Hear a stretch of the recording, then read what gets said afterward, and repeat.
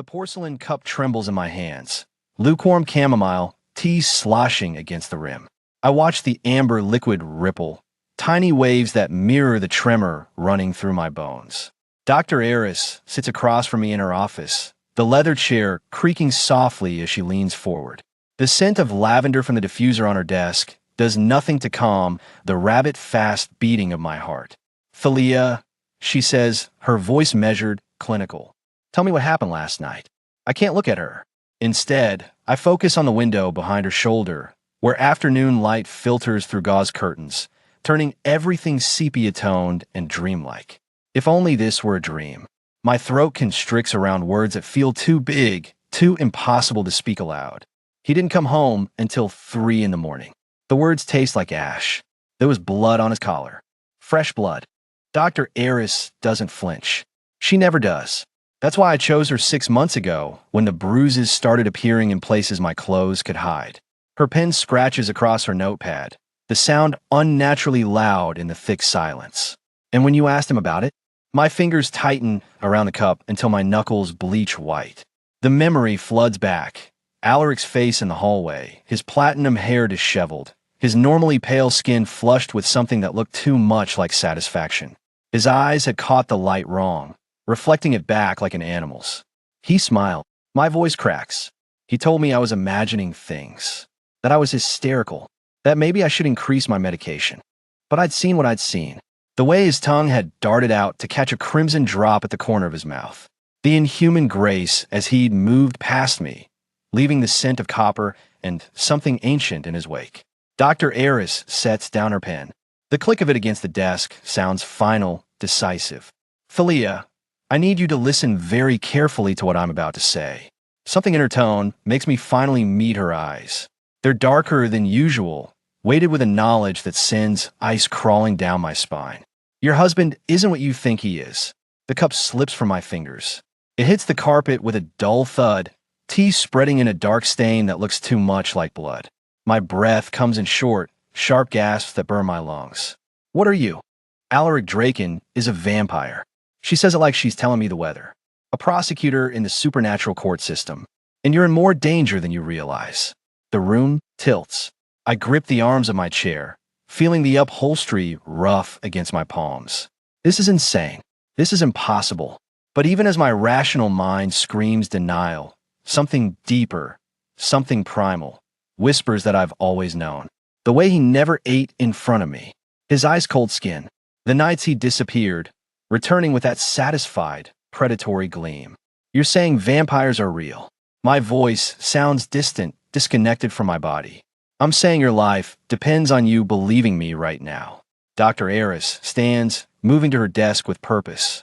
She unlocks a drawer, pulls out a manila folder thick with papers. "There's someone who can help you. Someone who's been watching Alaric for months." She crosses to me, pressing the folder into my numb hands. The paper feels too heavy, weighted with implications I'm not ready to understand. Valerius Sterling. He's the vampire king of the Eastern Territory. Her fingers close over mine, warm and insistent. Alaric has been breaking laws, both human and vampire. The king has been building a case, but he needs your testimony. More than that, he needs to get you somewhere safe before Alaric realizes you know. The king. The word should sound medieval, ridiculous. Instead, they settle into my chest like truth. I can't just leave. Alaric will find me. He always. The king is already here. Dr. Eris glances toward the window, and I follow her gaze. In the parking lot below, a black sedan idles, its windows tinted dark as midnight. He's been waiting for the right moment. "This is it, Thalia. This is your only chance." My hands shake as I open the folder. The first page shows a photograph of Alaric, but not the man I married. This Alaric stands in what looks like a courtroom, his face twisted with contempt as he looms over a cowering figure. The next page details complaints, testimonies from others who'd crossed his path. The word sadistic appears more than once. Ball rises in my throat. How many times had he told me I was too sensitive, that I provoked him, that his anger was my fault? He'll kill me if he finds out I'm leaving. The truth of it settles bone deep. He'll kill you if you stay. Dr. Eris moves to the door, opening a crack. Julian is downstairs. The King's Guard. He'll take you to the estate. You'll be under royal protection. Royal protection. The phrase sounds like something from a fairy tale, but fairy tales don't have monsters that drink blood and gaslight their wives into madness. I stand on legs that feel like water. The folder crumples slightly in my grip as I clutch it to my chest like a shield. Dr. Eris's hand finds my shoulder, squeezing once. You're stronger than he made you believe.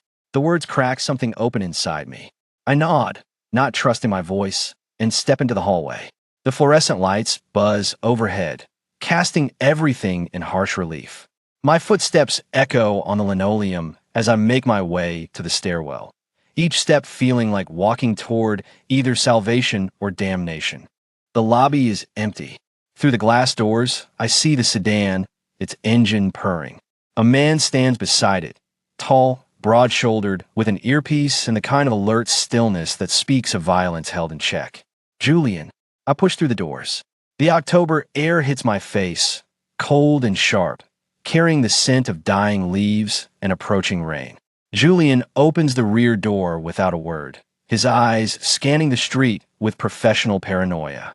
I slide into the leather interior. The door closes with a solid thunk that sounds like a cell door or maybe a vault. The windows are so dark I can barely see out.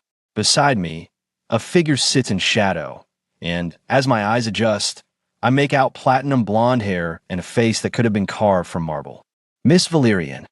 His voice is low, ancient, carrying the weight of centuries. I'm Valerius Sterling. The car pulls away from the curb. I twist in my seat, looking back at the clinic, and my blood turns to ice. Alaric stands on the sidewalk, his platinum hair catching the dying light. Even from his distance, I see his eyes lock onto the sedan, onto me. His smile is slow, predatory, and absolutely terrifying. The car accelerates, and I watch Alaric's figure shrink in the distance. But that smile, that terrible, knowing smile, burns itself into my retinas. My hands are shaking. I press them flat against my thighs, feeling the rough texture of my jeans beneath my palms, grounding myself in something real. He saw me. My voice comes out smaller than I intended. Yes. Valerius doesn't turn his head, but I feel the weight of his attention shift toward me. He was meant to. I snap my gaze to him. In the dim interior, his profile is all sharp angles and impossible beauty, the kind that makes you forget to breathe. His skin holds a subtle luminescence, like moonlight on water, and those eyes, when they finally meet mine, are the color of storm clouds before lightning strikes. Meant to. The word tastes like betrayal. You misunderstand. His voice remains calm, measured, but something flickers across his expression. Alaric Draken has been hunting you through legal channels and darker means for weeks. Dr. Eris contacted me because your case file crossed my desk 3 days ago. A petition for reclamation of property. That's what he called you. Property. The word hits like a physical blow. I turn away, staring at the tinted window where my own reflection stares back. Hollow-eyed, bruised, broken. I needed him to see that you're under my protection now, Valerius continues. In our world, such declarations carry weight. He cannot simply take you, not without consequences. Your world. I taste copper. I've bitten the inside of my cheek. You mean the world where I'm property to be claimed or protected, but never my own person. Silence fills the car, thick and heavy. Julian navigates through traffic with smooth precision, the city lights streaking past in amber and red. The leather seat creaks as Valerius shifts, and suddenly I'm aware of how close he is, how the space between us hums with something I can't name. You're right. His admission surprises me. Our laws are ancient, carved from times when humans were livestock and vampires were gods. But laws can be challenged. Precedens can be setembra. He pauses, and I hear him draw breath, an unnecessary gesture that somehow makes him seem more human. That's why you're coming with me. Not as property, as a client under legal protection. And what do you get out of this? I force myself to look at him again. Vampire kings don't rescue battered women out of the goodness of their hearts. Something that might be amusement touches the corner of his mouth. No, we don't. He reaches into his coat and produces a slim folder. Alaric Draken is a prosecutor in the Vampire Council's Court of Blood. He's convicted 17 humans of crimes against our kind in the past year alone. All executions. All questionable evidence. My stomach turns. You think he's corrupt. I know he is, but knowing and proving are different things. Valerius's fingers, long and pale, tapped the folder. You lived with him for 2 years. You've seen his files, heard his calls, witnessed his methods. You're not just a victim, Miss Valerian. You're a witness. The car turns onto a bridge, and below us, the river churns black and silver. I think about those 2 years, the locked study, the late-night phone calls conducted in languages I didn't understand, the visitors who arrived after dark and left before dawn. The basement he forbade me from entering. He'll kill me before he lets me testify. He'll try. Valerius closes the folder. That's why you'll stay at my residence until the council convenes. It's warded, guarded, and bound by laws even Alaric cannot break without declaring open war. The car slows, turning into an underground garage. Concrete pillars rise like ancient trees, and our headlights sweep across rows of expensive vehicles. Maseratis, Bentleys, cars that cost more than I've earned in my lifetime. Julian pulls into a spot near an elevator with brushed steel doors. Last chance, Valerius says quietly. Once you step out of this car, you're committed. Alaric will know where you are. He'll use every legal maneuver, every political connection, every dark gift at his disposal to reclaim you. Your life, as you knew it, ends here. I think of my apartment, the peeling wallpaper, the broken heater, the deadbolt I install myself. I think of Dr. Eris's kind eyes. I think of Alaric's hands around my throat, his breath cold against my ear as he whispered what he'd do if I ever tried to leave. My life ended 2 years ago. I reach for the door handle. This is just me clawing my way back from the grave. The elevator rises so smoothly, I barely feel the motion. Julian stands at attention near the control panel, his hand resting casually near his jacket. Near a weapon, I realize. The numbers climb, 10, 20, 30, higher than I thought possible. Beside me, Valerius is a statue, but I catch him watching my reflection in the polished doors. You're afraid, he observes. Of course I'm afraid. My voice echoes in the small space. I'm trapped in an elevator with 2 vampires, heading toward a penthouse owned by a king, while my psychotic ex-boyfriend plots my murder. Which part shouldn't terrify me? The part where you're not trapped. Valerius presses a button, and the elevator stops between floors. Julian doesn't move, doesn't react. You can leave at any point. I'll arrange safe transport to wherever you wish to go. A new identity. Money. Protection from a distance. I stare at the emergency stop button, glowing red in the dim lighting. Freedom. Escape. Everything I've wanted for 2 years, offered on a silver platter. What's the catch? Without your testimony, Alaric continues his work. More humans die. More families are destroyed. Valerius's reflection meets mine. And eventually, when he's consolidated enough power, he'll find you anyway. Perhaps not this year. Perhaps not the next. But vampires are patient, Miss Valerian. We have time. You don't. The truth of it settles over me like a shroud. I reach out and press the button. The elevator resumes its ascent. Smart. Julian murmurs, the first word I've heard him speak. The doors open onto a private foyer that takes my breath away. Floor-to-ceiling windows overlook the city, a glittering sprawl of lights against the darkness. The floor is polished black marble shot through with veins of gold. Modern art hangs on the walls. Originals, I realize with a start, recognizing a Rothko, a Basquiat. The air smells of sandalwood and old books, and something else, something wild and electric that makes my skin prickle. Welcome to Sterling Tower. Valerius steps out, and the space seems to arrange itself around him. The top 3 floors are my personal residence. The wards were laid by the council itself when I took the throne. Nothing enters without my permission. Nothing. I follow him into a living room that could host a small wedding. Leather furniture the color of cream, a fireplace tall enough to stand in, shelves lined with books in languages I can't read. Through an archway, I glimpse a kitchen with marble countertops and copper pots hanging from hooks. Nothing. He shrugs off his coat, and I see the soup beneath, charcoal gray, perfectly tailored, probably worth more than my car. The windows are reinforced with silver-infused glass. The elevator requires biometric authentication. There are guards on every floor below us, and a sound cuts through his words.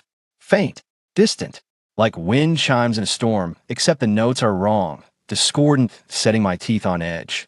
Valerius goes absolutely still. Julian's hand moves to his weapon. What is that? I whisper. A sending. Valerius's voice has changed, gone cold and formal. Alaric is reaching for you, telepathically. The sound grows louder, resolving into something almost like words. My name, stretched and distorted, called from somewhere dark and deep. My vision blurs. The room tilts. Strong hands catch me before I fall. Valerius's touch is cool, steady, and the moment his skin meets mine, the sound cuts off like a severed wire. I gasp, clutching his arms, feeling the solid reality of him anchoring me to the present. Breathe, he commands, and I do, dragging air into my lungs. He's marked you. A psychic link, probably established during feeding. It allows him to track you, to influence you from a distance. Can you break it? My fingers dig into the fabric of his shirt. Not without risking damage to your mind. He helps me to the couch, and I sink into leather that sighs beneath my weight. But I can block it, shield you. It requires. He hesitates, and for the first time, I see uncertainty cross his face. It requires a bond, temporary, between us. What kind of bond? An exchange of blood. Not enough to turn you, nowhere close, but enough to tie your mind to mine, to let me stand between you and Alaric's influence. I should refuse. Every instinct screams at me to refuse. But the memory of that sound, those distorted calls, the feeling of invisible hooks sinking into my consciousness. Do it. Valerius studies me for a long moment. Then he nods and rolls up his sleeve, revealing a forearm corded with muscle and traced with veins that carry blood darker than mine. He produces a small knife from somewhere, the blade silver and wickedly sharp. This will hurt, he warns. Not the cut, the bond. It's like opening a door in your mind that was never meant to exist. Everything hurts already. I hold out my wrist. What's one more pain? He makes the cut with surgical precision, a thin line across my inner wrist that wells immediately with blood. Then he cuts his own arm, deeper, and the blood that flows is almost black in the lamplight. He presses our wounds together. The pain is instant and absolute. Fire races up my arm, through my chest, exploding behind my eyes in starbursts of white and gold. I hear myself scream, or maybe that's just in my head. The room dissolves. I'm falling through darkness, through layers of consciousness I didn't know existed. And then, I'm in Valerius's mind. Not deeply, not completely, but enough to feel the vast weight of him. The centuries stacked like geological layers. The loneliness that echoes through chambers of memory. I feel his surprise at my presence, his careful control as he shapes the bond, weaving it between us like a spider spinning silk. And beneath it all, I feel his rage at Alaric, cold, ancient, absolute. The world snaps back into focus. I'm on the couch, Valerius kneeling beside me, his hands still pressed to my wrist. The cuts have already healed, leaving only faint pink lines that fade as I watch. Can you hear me? His voice comes from two places, his mouth and somewhere inside my skull, a whisper that bypasses my ears entirely. Yes, I don't speak aloud, but he nods, hearing me anyway. The bond will last a few weeks, perhaps a month, long enough for the council hearing. He stands, putting distance between us, and I feel the psychic connection stretch like a rubber band, present but not painful. You'll be able to sense my location, my emotional state. I'll be able to shield you from Alaric's sendings, and if necessary, find you anywhere in the city. Julian appears with a glass of water. I drain it, tasting minerals and something sweet. Honey, maybe. My hands have stopped shaking. There's a guest suite prepared for you, Valerius says, his tone carefully neutral. Bedroom, bathroom, a small sitting room. You're free to move throughout the penthouse, but I'd advise against leaving the building without an escort. A prison with nice furniture. But there's no heat in my words. I'm too tired, too wrung out from the bonding. A fortress. He corrects gently. There's a difference. The guest suite is larger than my entire apartment. The bed is a four-poster monstrosity with silk sheets the color of midnight. The bathroom has a tub deep enough to drown in and a shower with 6 different heads. Someone has left clothes in the closet. My size, I realize with a start. Jeans, sweaters, dresses, all with the tags still attached. I strip off my clinic clothes and step into the shower, letting water hot enough to hurt pound against my shoulders. Pink swirls down the drain, blood from the bonding, or maybe just the accumulated grime of the worst day of my life. I wash my hair 3 times, scrubbing until my scalp tingles, trying to wash away the memory of Alaric's hands, his voice, his smile. When I finally emerge, wrapped in a towel soft as clouds, I find a tray on the bedside table. Soup, tomato, rich and fragrant. Fresh bread, a pot of tea. My stomach growls, reminding me I haven't eaten since breakfast. I devour it all, sitting cross-legged on the bed, and only when the last drop is gone do I notice the folder beside the tray. The same one Valerius showed me in the car. I open it. Photographs spill out. Crime scenes mostly. Bodies drained white, eyes frozen in terror. Police reports with entire sections redacted.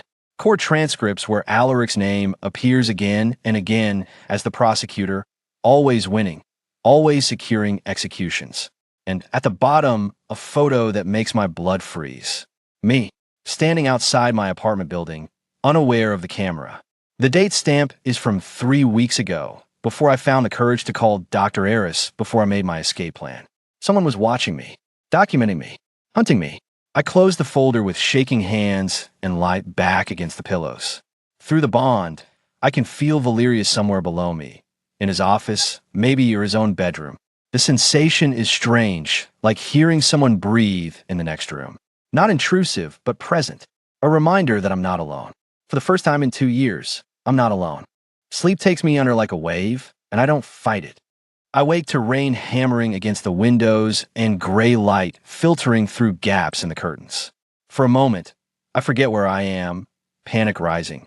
But then the bond pulses gently, and I remember. Sterling Tower. Safety. Valerius.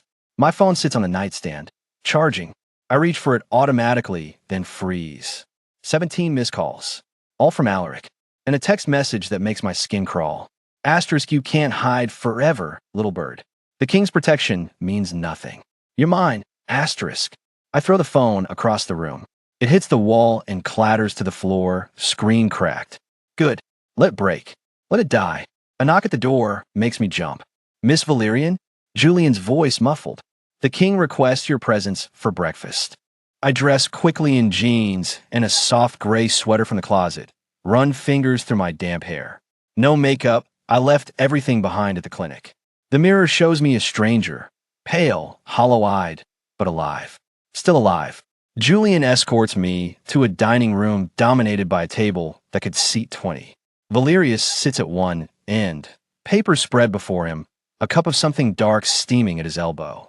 He looks up as I enter, and I catch a flash of surprise through the bond. Surprise at how I look, maybe, or surprise that I came.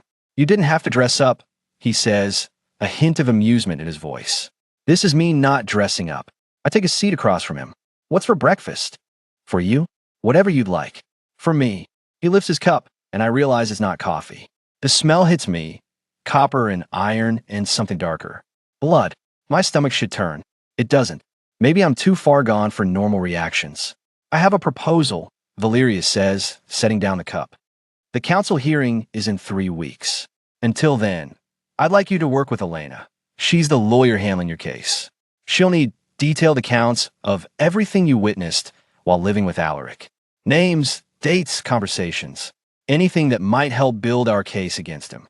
And if I can't remember everything, then we work with what you can remember. He slides a paper across the table. This is a formal declaration of sanctuary. By signing it, you place yourself under my protection as king. Alaric can't touch you legally without challenging my authority directly. I read the document. It's written in 2 languages, English and something else, something with too many consonants and strange diacritical marks. The English version is straightforward enough. I'm signing away my freedom, essentially trading one form of captivity for another. Except this time, I'm choosing it. I pick up the pen and sign. Valerius counters with his own signature, and the moment he lifts the pen, the paper glows, actually glows, gold light seeping from the letters like liquid fire. It fades quickly, but the document feels different now. Heavier, more real. It's done, he says quietly. You're under my protection. Officially. Through the bond, I feel his satisfaction, but also something else. Worry? Fear? It's gone before I can identify it. The rain continues its assault on the windows. I eat the breakfast Julian brings, eggs, bacon, toast with butter and jam, and try not to think about the fact that I've just bound myself to a vampire king. That somewhere in the city, Alaric is planning his next move. That in 3 weeks, I'll have to face him in front of a council of immortals who view me as less than human. Tell me about the council, I say suddenly. If I'm going to testify, I need to know what I'm walking into. Valerius leans back, fingers steepled. The Council of Blood is the governing body of vampire society in this region. 7 members, each representing a different faction. They settle disputes, enforce laws, and pass judgment on those who break our codes. And they'll listen to me? A human. They'll listen because I'm bringing the charges. His eyes meet mine, storm gray and ancient. But yes, it's unprecedented. Humans don't typically testify in council proceedings. They're usually the evidence, not the witnesses. The implications of that settle over me like frost. Alaric will fight this, I say, with everything he has. Yes, Valerius doesn't sugarcoat it. He'll call your credibility into question.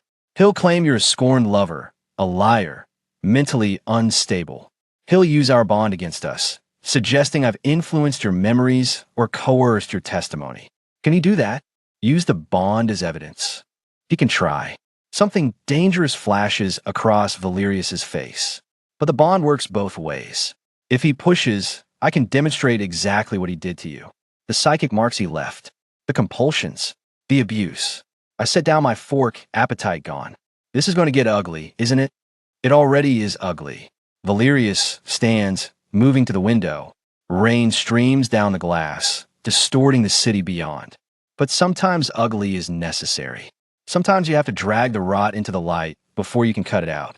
A pulse of energy runs through the bond. Sharp, urgent, wrong. Valerius stiffens. What? I'm on my feet before I realize I've moved. What is it? A summons.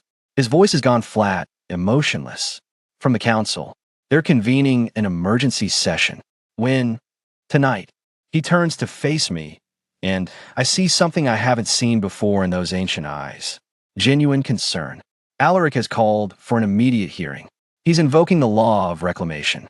The words mean nothing to me, but the fear that floods through the bond is unmistakable. What does that mean? Valerius's jaw tightens. It means he's not waiting 3 weeks.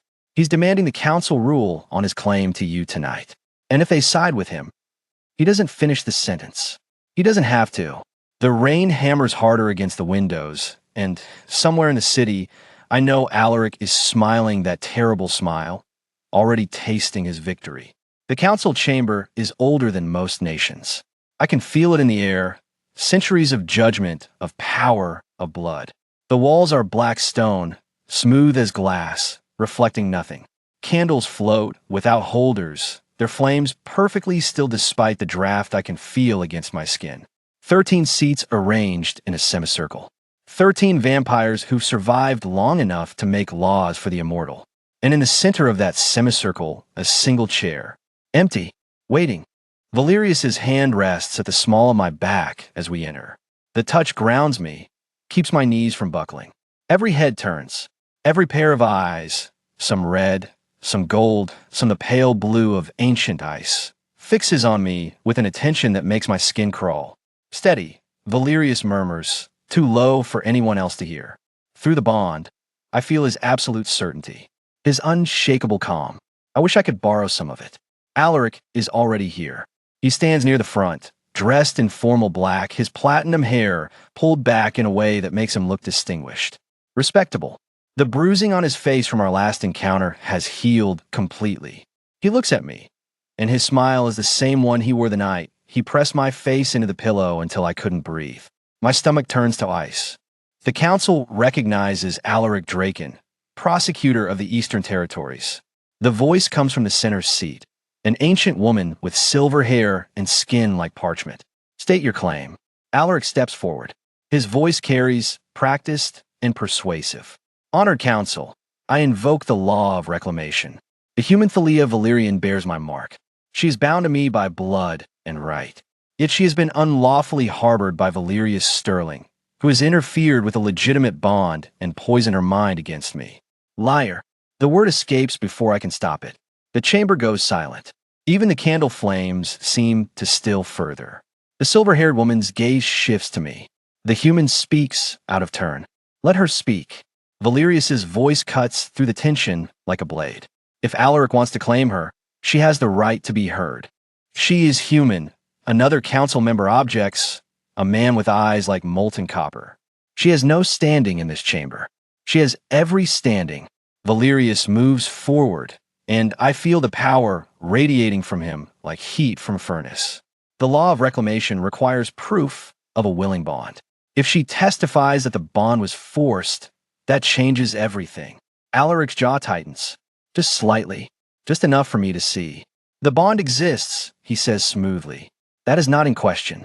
What is in question is whether Sterling has used his considerable influence to manipulate her testimony. Then let the council see for themselves. Valerius looks at the silver-haired woman. Grant me permission to open the bond. Let them witness what he did to her. My breath catches. Open the bond. Let 13 ancient vampires into my head, into my memories, into the nights I've spent trying to forget. The council members exchange glances. Some silent communication passes between them. Granted, the woman says finally. But both bonds. If we see Sterling's mark, we see Draken's as well. Alaric goes very still. Agreed, Valerius says. The woman stands. The other council members follow.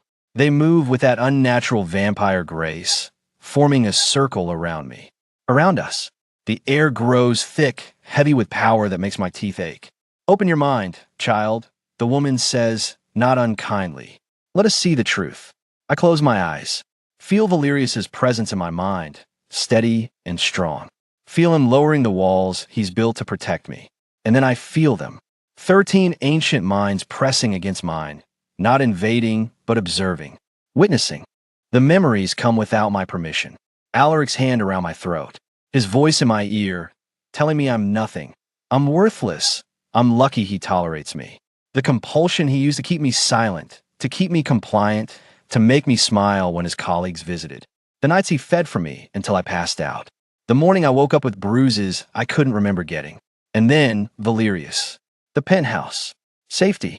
The slow, careful rebuilding of something I thought Alaric had destroyed forever. The pressure releases. I gasp, stumbling. Valerius catches me, holds me steady. The council members return to their seats. Their faces are unreadable, ancient stone. But Alaric's face has gone pale. The bond was forced, the silver-haired woman says. Her voice carries the weight of centuries. The marks of compulsion are clear. The abuse is documented in her very blood. She consented. Alaric starts. She could not consent. The woman's eyes flash. Not under compulsion. Not under threat. You have violated the most sacred law of our kind, the sanctity of choice. This is absurd. Alaric's composure cracks. She's human. A resource. You would overturn centuries of precedent for justice. Valerius's voice is quiet, deadly, for the law you claim to uphold. The copper-eyed council member leans forward. Alaric Draken, you are hereby stripped of your position as prosecutor. Your claim to the human Thalia Valerian is void. You are forbidden from approaching her, speaking to her, or attempting any contact for a period of 1,000 years. 1,000 years. The number is so vast, it doesn't feel real. Alaric's face twists with rage. You can't. We can. The silver-haired woman stands. And we have. Be grateful we don't impose a harsher sentence. Be grateful we don't end you for what you've done. For a moment, I think Alaric will attack. I see the violence coiling in his muscles, the fury in his eyes. But then he looks at the council, at 13 vampires older and stronger than he'll ever be, and something in him breaks. He turns that fury on me instead. This isn't over. You think you're safe with him? You think he's any different? He'll tire of you. He'll break you. And when he does, I'll be waiting. No, I'm walking forward before I realize I've moved. Walking toward him, toward the center of the chamber, toward the empty chair that suddenly doesn't look so frightening anymore. You won't be waiting, because I'm done being afraid of you. My voice doesn't shake. My hands don't tremble. You made me think I was nothing, that I deserved what you did to me. But you were wrong. I stop in front of him, close enough to see the shock in his eyes. I'm not nothing. and you don't get to haunt me anymore. Alaric stares at me. For the first time since I've known him, he has nothing to say. Remove him, the silver-haired woman commands. Two guards appear, massive vampires with faces like carved granite. They take Alaric by the arms. He doesn't resist, doesn't fight, just looks at me with something that might be disbelief as they lead him away. The doors close behind him with a sound like a tomb ceiling. I stand in the center of the council chamber, surrounded by immortals, and I'm not afraid. Valerius Sterling. The silver-haired woman's attention shifts. You have harbored a human marked by another. Normally, this would carry consequences. My heart lurches. However, she almost smiles. Given the circumstances, and given that you acted to protect rather than possess, the council finds no fault. The human may remain in your care if she chooses. If I choose. The words settle over me like a blanket. I turn to look at Valerius. He stands perfectly still, watching me with those ancient eyes. Waiting, not assuming, not demanding, giving me the choice Alaric never did. I choose to stay, I say. The bond between us flares, warm, bright, right?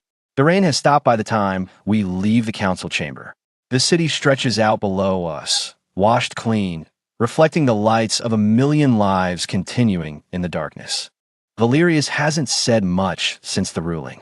Just held my hand as we walked through the ancient corridors, past the guards, out into the night air. Now, standing on the steps of the council building, he finally speaks. Are you all right? I consider the question. Really consider it. My hands aren't shaking. My heart isn't racing. The fear that's lived in my chest for so long, the constant, gnawing certainty that Alaric would find me, hurt me, drag me back, has gone quiet. I think I will be, I say. Valerius turns to face me fully. In the streetlight, his platinum hair gleams like starlight. He'll never touch you again. Not in 1,000 years. Not ever. I know, and I do know. I feel it in the bond, in the way the council's judgment has severed Alaric's claim completely. Thank you for fighting for me. Always. He says it simply, like a vow, like a promise he's made before and will make again, as many times as I need to hear it. The city hums around us. Somewhere, someone is laughing. Somewhere, a siren wails. Life continuing, messy and complicated and real. I take Valerius's hand. His skin is cool against mine, solid and steady. Take me home, I say. And he does. The penthouse is exactly as we left it. The half-finished breakfast, the rain-streaked windows, the sense of safety I've slowly learned to trust. But something has shifted. The shadows don't seem as deep. The silence doesn't feel as heavy. I walk to the window and look out at the city. My city now. My choice. Behind me, I hear Valerius moving through the space. Hear the quiet sounds of him making tea, even though he doesn't drink it. Making it for me, because he knows I need the ritual, the warmth, the normalcy. The bond between us pulses gently. Not demanding, not possessive, just there. A connection I chose. A safety I claimed. I press my palm against the cool glass and watch my reflection stare back at me. She looks different than she did 3 weeks ago. Stronger, steadier, still healing, still learning, but no longer broken. Alaric's voice echoes in my memory one last time. You're nothing, you're worthless, you're mine. But the words have lost their power. They're just sounds now. Empty, meaningless. I'm not nothing. I'm not his. I am here, in this moment, in this place I chose, with a future that's mine to shape. The tea kettle whistles. Valerius appears beside me with a steaming cup, and the scent of chamomile fills the air. He doesn't ask if I'm okay, doesn't push, just stands with me, looking out at the city lights, giving me the space to simply be. Outside, the night deepens. Inside, for the first time and longer than I can remember, I feel the possibility of peace settling into my bones like warmth returning to frozen fingers. Slow, careful, real, and enough.